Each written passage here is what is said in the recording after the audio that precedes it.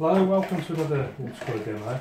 So I'm going to start off with the big 8 brush and clean water all over the paper just to make sure it stretches evenly, you don't get any crinkly bits and get some soft edges in the sky.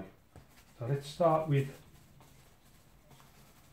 a bit of crimson, not crimson, cad yellow, a bit of raw sienna.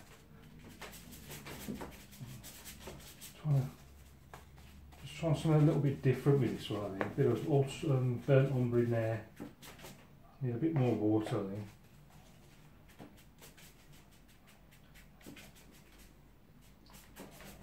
Let's just work that down a little bit.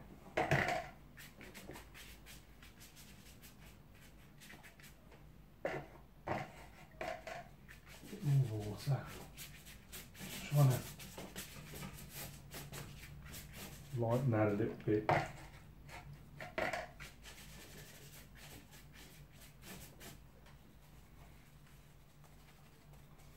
of brown, bit of yellow.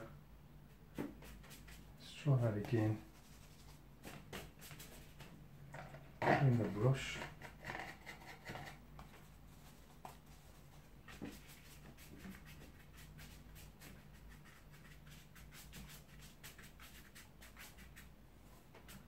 And brush in from the side, right down the bottom, really low horizon on this one.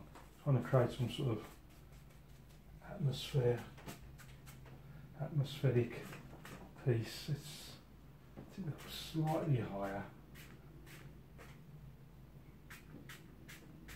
Trying to make it look as if there's some really distant land just about to see.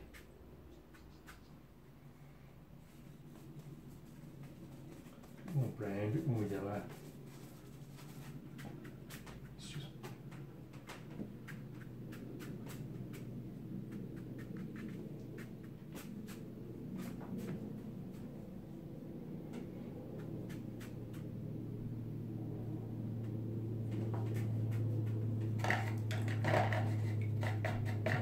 using a clean brush, just trying to lighten that a little bit. Goes up there.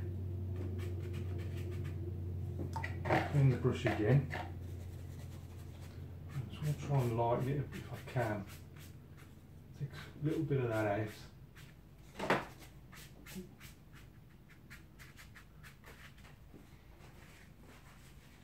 A little bit of tissue.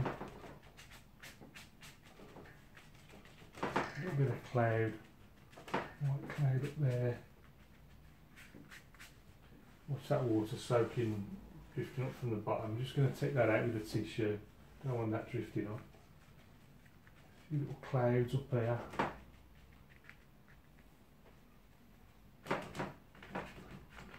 Something going on up there as well.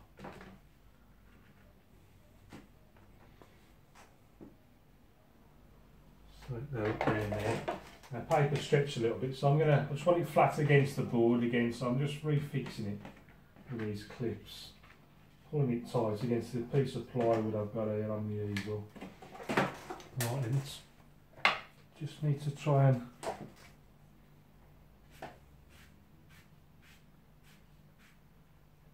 just see distant land. You can just about see it's coming from this side as well, same level.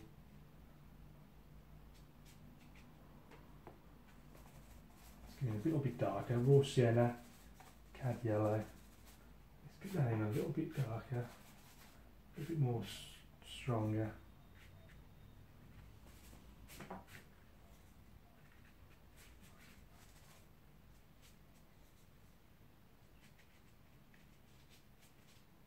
On this side as well.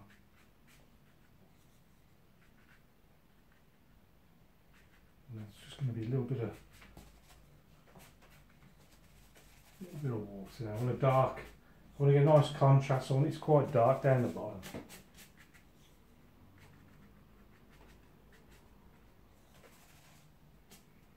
Put that in bit in first, and then I'll sort of darken it afterwards.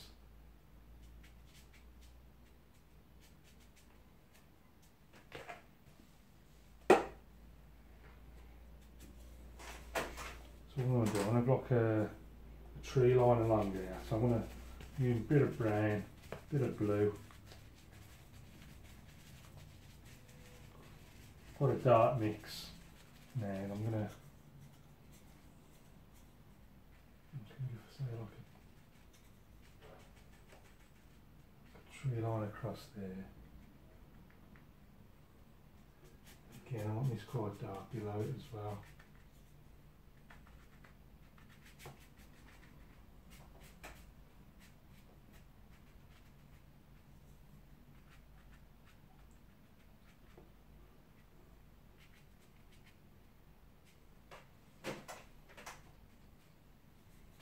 Just try and make those trees a little bit more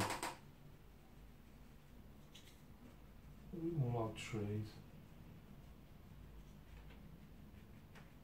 Up them off a little bit better.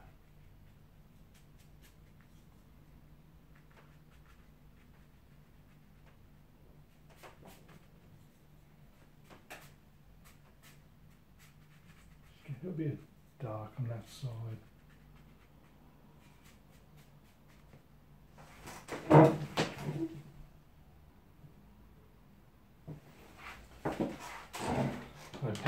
Paper's just stretched a little bit, so I'm just going to put it tight again.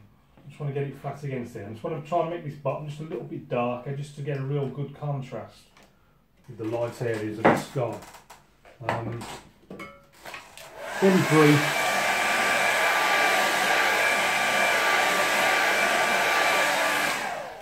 I don't want to dry it too much. So I'm back into the brown, back into the blue. Really dark mix, and again it's really darken those trees there. Just using the corner of the brush.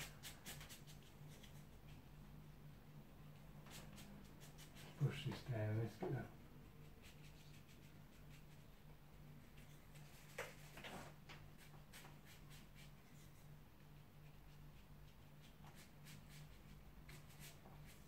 Darken this bit round there.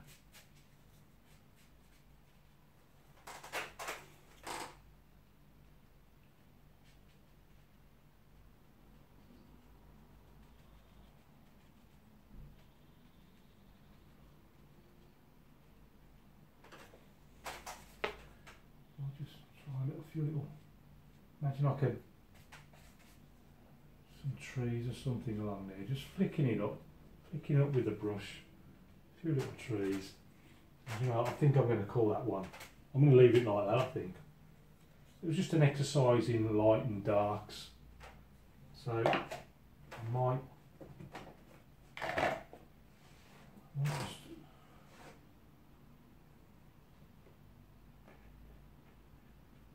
scrape my name in with a card. I think what I need just needs a little bird in the sky somewhere. So I'm going to switch to the little brush. I just want a little bird.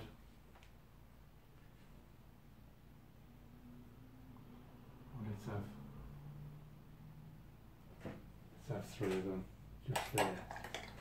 So let's see what that looks like in the main. So this is our finished painting. So if we go and have a closer look at it, the sky is a mixture of raw sienna, alizarin crimson, not alizarin crimson, cadmium yellow, a bit of burnt umber in there as well, and then those colours all the way down to the bottom. And then we've got this big sort of lit just area of light. It's just an exercise in light and dark really, this painting.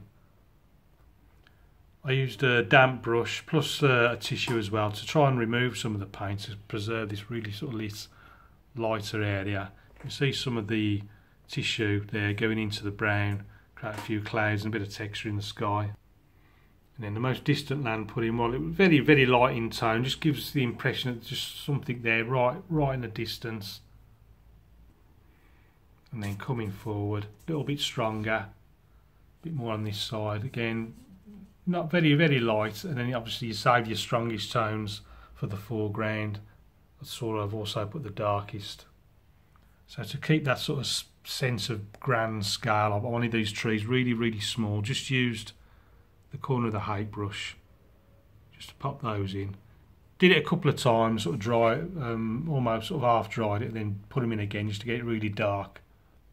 And same on this side, I've just flicked up the height brush just to create the impression of just a whole load of trees there going off towards the water's edge. And then just about to see our little birds there flying up in the sky. So that's it for this one. I hope you enjoyed that. Something a little bit different. Keep practicing. Any questions, please don't hesitate to ask, and I'll see you again soon.